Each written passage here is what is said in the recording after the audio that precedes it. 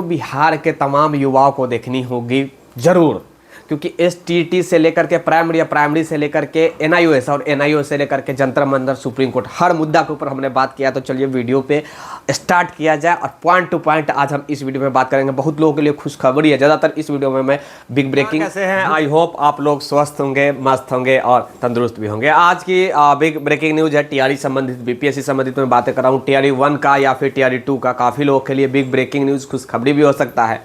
देखिए इन तमाम मुद्दे के ऊपर हम बात करेंगे। अभी एसटीटी का आवेदन हो रहा है, उसमें भी एज की रिलैक्सेशन दिया गया है 10 साल का, उसके बारे में भी बात करेंगे। टीआरई 1 में सप्लीमेंट्री रिजल्ट में जिनका परीक्षा फल में जिनका नाम शॉर्टलिस्टेड हुआ है, सेकंड मेरिट लिस्ट जो आया है, उनका डॉक्यूमेंट वेरिफिकेशन कब से होगा, इसके बारे में भी बात करेंगे। साथ में टीआरई 2 संबंधित बहुत बड़ी खबर आया है आज, कल देर रात से लेकर के और अभी तक देखेंगे तो बहुत सारा खबर आया है, वो सारे मुद्दा के ऊपर हम बात करेंगे। मेरा नाम है विक्की गोयल और आप देख रहे हैं the times of Bharat. Video को लाइक शेयर और सब्सक्राइब अवश्य करके जुड़ जाइएगा ताकि भविष्य में जो भी वीडियो अपलोड हो उसका नोटिफिकेशन आपके पास पहुंच जाए। और विशेष जानकारी अगर हमसे जुड़ना चाहते हैं तो वीडियो के डिस्क्रिप्शन में मैं फेसबुक का लिंक दे रहा हूं, इंस्टाग्राम का दे रहा हूं, तो आप लोग अवश्य वहां पे भी जुड़ सकते हैं।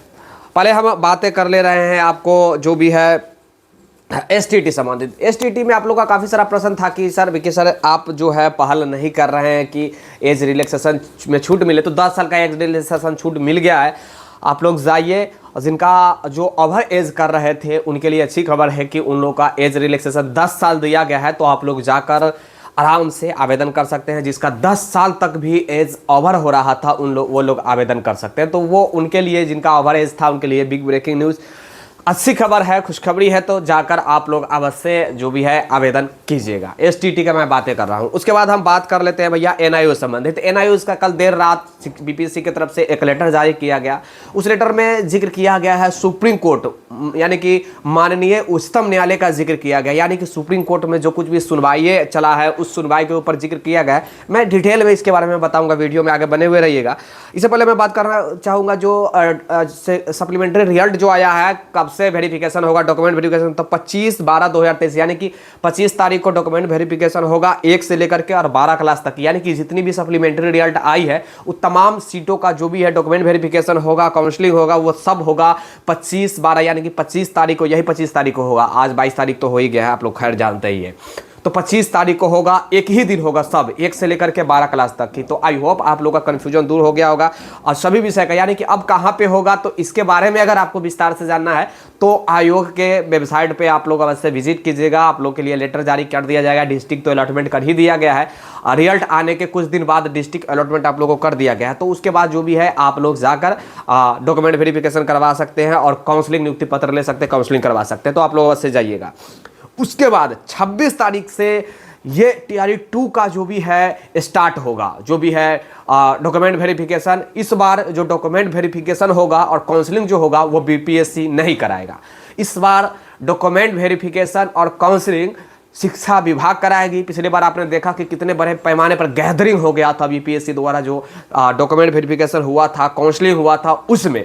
तो इसलिए इस बार शिक्षा विभाग की जिम्मे गया है, शिक्षा विभाग ही इस पर काम करेगी इस बार, जो कि 26 से 30 तक चलेगा। यानी कि मैं कह सकता हूं कि 26 तारीख को 6 to 8 का, 27 तारीख को 9 से 10 का, 28 तारीख को 11 से 12 का और 30 तारीख को 1 से 5 का डॉक्यूमेंट वेरिफिकेशन होगा। मैं ये कह सकता हूं कि इसी वर्ष, इसी महीना तमाम लोगों को रिजल्ट भी हो जाएगा, तमाम लोगों का जो भी है काउंसलिंग हो जाएगा, डॉक्यूमेंट वेरिफिकेशन होगा, उनको एक सियोरिटी मिल जाएगी कि हमें नौकरी लग रहा है या नहीं लग रहा है। अभी जो रास्ते पर दर भटक रहे हैं, जिनको कोई ठौर ठिकाना, अभी जो ये वीडियो बना रहा हूं इस वक्त तक किसी को मालूम नहीं है कि किसका रिजल्ट होने जा रहा है, किसका रिजल्ट नहीं होने जा रहा है, किनका डॉक्यूमेंट वेरिफिकेशन में जो पास आउट होंगे, कौन डॉक्यूमेंट वेरिफिकेशन नियुक्ति पत्र किसको मिलेगा, किसी का कोई कंफर्मेशन नहीं है, क्लियरेंस नहीं है। लेकिन आज रात से ही आपको रिजल्ट प्रकाशित होना स्टार्ट हो जाएगा।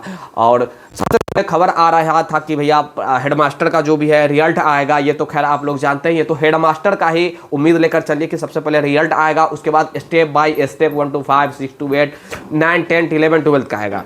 मेरे हिसाब से 1 to 5 का जो है वो सबसे लास्ट में आपको रिजल्ट देखने को मिलेगा। इसलिए मैं बोल रहा हूं क्योंकि डॉक्यूमेंट वेरिफिकेशन भी सबसे लास्ट में इसका दिया गया है। सबसे पहले 6 to 8 का है, तो उम्मीद लेकर चलिए कि 6 to 8 का रिजल्ट आज देर रात तक आ जाएगा। उसके बाद 9-10 वाले का भी रिजल्ट आ जाएगा, देन 11-12 का, और उसके बाद 1 to 5 यानी कि 1 से 5 का, यानी कि पीआरटी का आएगा, प्राइमरी टीचर का, जिसे आप पीआरटी कहते हैं, 1 से 5 का। 1 से 5 का रिजल्ट सबसे लास्ट में आएगा, ये ध्यान में रखिएगा। अब एक बड़ा प्रश्न है कि सर ये सब कुछ तो आपने एसटीटी के बारे में बता दिया, टीआरई 1 के बारे में बता दिया, टीआरई 2 के बारे में बता दिया, लेकिन एक चीज़ आप मिस कर रहे हैं। मिस क्या कर रहे हैं? 2 चीज़ मिस कर रहे हैं। एक तो जिनका जो सब्जेक्ट कम्बिनेशन था, ये मुद्दा आप मिस कर रहे हैं, और साथ ही एक एनआईओएस का मैटर कंफ्यूज कर रहे हैं, मिस कर रहे हैं। एनआईओएस वालों का क्या होगा? सबसे पहले हम सप्लीमेंट्री बोल रहा हूँ, जो कम्बिनेशन का मैटर है, कम्बिनेशन पे आज भर उम्मीद है कि कुछ किया जाए। आयोग से मेरा एक बार फिर से रिक्वेस्ट होगा कि इन जो है कम्बिनेशन के लेकर कुछ करें, क्योंकि एग्जाम से एक दिन पहले वो जो भी परिवर्तन किए, तो उसके बाद स्टूडेंटों के पास जो भी है जानकारी भी नहीं था, तो इसलिए मेरा रिक्वेस्ट होगा, स्टूडेंट तो एग्जाम सेंटर पर चले गए थे, तो वो कैसे उनको जानकारी मिलेगा? तो इस पर आयोग को मैं बार बार रिक्वेस्ट करते ही रहा हूँ कि आयोग को इस पर कदम उठानी चाहिए और कुछ न कुछ करनी चाहिए, ताकि नौनिहाल जो योग्य शिक्षक जो बन सकते हैं वो लोग वंचित ना रहे और लोग आउट ना हो, बाहर ना हो। तो इस पे बीपीएससी आयोग को कुछ कदम उठानी चाहिए, और मुझे उम्मीद है कि आयोग जरूर कुछ करेगी। और फिर से कहूँगा, बीपीएससी आयोग को इस पे कुछ कदम उठानी चाहिए। मैं इसलिए बार बार बोल रहा हूँ कदम उठानी चाहिए, क्योंकि एक एक नौकरी महत्वपूर्ण होता है, जिसका अच्छा मार्क्स आ रहा है और किसी कारण बस ये सब्जेक्ट कम्बिनेशन के कारण वो आउट हो रहा है, तो ये अपने आप में बहुत बड़ी बात है। अब हम आते हैं एनआईओएस को लेकर। देखिए, एनआईओएस को आउट कर दिया गया है, ये कन्फर्म लेके चलिए। कल तक एक उम्मीद था कि शायद कहीं किसी कारण बस भगवान की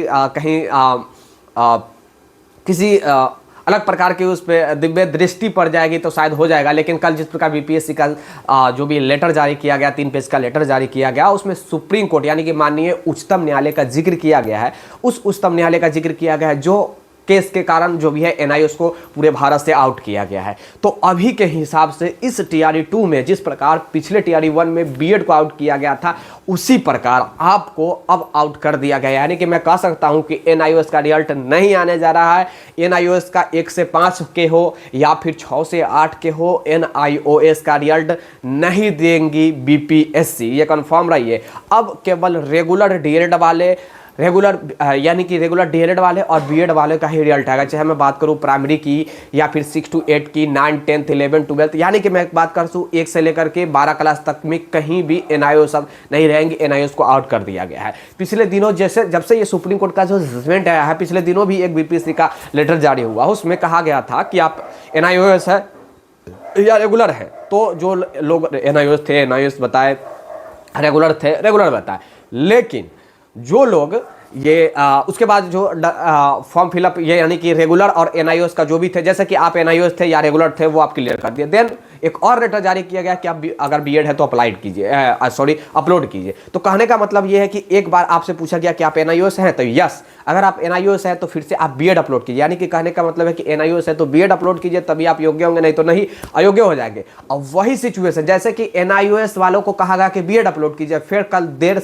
देर रात एक लेटर बीपीएससी की तरफ से जारी किया गया, 3 पेज का लेटर है। उस लेटर में कहा गया कि सुप्रीम कोर्ट यानी कि माननीय उच्चतम न्यायालय का जिक्र किया गया, केस नंबर भी दिया गया है और उसी का जिक्र किया गया है। ये तो क्लियर नहीं बताइए कि मैं नहीं देने जा रहा हूं रिजल्ट, लेकिन वहां पे ये बता दिया है भैया, जो भी सुप्रीम कोर्ट का जो जजमेंट है, उस जजमेंट के बात जिक्र किया गया। कहने का मेरा मतलब यही है कि डायरेक्ट तरीका से वो कान नहीं पकड़ रहे हैं, गोल गोल घुमाकर ऐसे हाथ करके कान पकड़ रहे हैं। तो बात वही हो गई। अगर मोटा मोटी कहा जाए कि क्या हो रहा है, एनआईओएस वाले रह रहे हैं या आउट हो रहे हैं, तो आउट हो रहे हैं। फिर से कहूँगा, कुछ लोग कहेंगे कि ये निगेटिव बोल रहे हैं, गलत बोल रहे हैं, लेकिन अभी के हिसाब से यही है। भविष्य में क्या हो रहा है, नहीं हो रहा है, मैं इसके ऊपर टिप्पणी नहीं करूँगा। कुछ लोग हैं जो बिहार से भी दिल्ली गए हैं, जो भी जंतर मंतर पर स्ट्राइक एनआईओएस का हो रहा है उसमें भी गए हैं, हमारे पास भी फ़ोन कर रहे हैं बहुत लोग, तो गए हुए हैं। मैं देखिए, मैं किसी के पक्षपात नहीं कर रहा हूँ, मैं किसी एक व्यक्ति के पक्ष में और विपक्ष में बात नहीं कर सकता। सारे लोग, मैं एक न्यूज़ अगर ऑथेंटिक दे रहा हूँ तो आपके भी सारे न्यूज़ पहुँचना चाहिए, आपके विपक्ष का भी, आपके पक्ष का भी। पक्ष विपक्ष कुछ नहीं होता है, सब अपने हक के लिए अगर लड़ रहा है तो लड़ने का अधिकार है और सारे लोग को लड़ना ही चाहिए अपने हक के लिए। आई थिंक आप लोग का सारा कन्फ्यूजन दूर हो गया होगा। विशेष जानकारी के लिए टाइम्स ऑफ भारत को एक लाइक जरूर कर दीजिएगा, शेयर अपने दोस्तों के यहाँ कर दीजिएगा और सब्सक्राइब अवश्य कर दीजिएगा। ये एसटीटी से लेकर के प्राइमरी तक की, रिजल्ट से लेकर के और काउंसलिंग तक की, और एसटीटी का जो फॉर्म भरा रहा है वहाँ तक, और साथ ही NIOS Supreme Court Jantar Mantar तक, हमने सारा वीडियो का सारा न्यूज़ का निचोड़ एक ही वीडियो में देने का प्रयास किया है। विशेष जानकारी के लिए अवश्य शेयर कर दीजिएगा। धन्यवाद, टेक केयर, बाय बाय। फिर से कहूँगा, विशेष हमसे अगर जुड़ना चाहते हैं तो फेसबुक पे अवश्य हमारे साथ जुड़ जाइए। टाइम्स ऑफ भारत लिखेंगे, पेज एक आ जाएगा, वहाँ आप फॉलो करके जुड़ जाएंगे, या फिर वीडियो के डिस्क्रिप्शन में मैं लिंक दे रहा हूँ, वहाँ जुड़ जाएंगे। या फिर आप हमें विकी गोयल 2020 इंस्टाग्राम आईडी है, विकी गोयल 2020, आप वहाँ पे जाकर जुड़ सकते हैं, या फिर वीडियो के डिस्क्रिप्शन में, या फिर आप चैनल पे विजिट कीजिएगा, अबाउट सेक्शन में जाइएगा, वहाँ पे डायरेक्ट आपको फेसबुक का और इंस्टाग्राम का भी लिंक मिल जाएगा अबाउट सेक्शन में, तो वहाँ पे भी आप हमारे साथ जुड़ सकते हैं।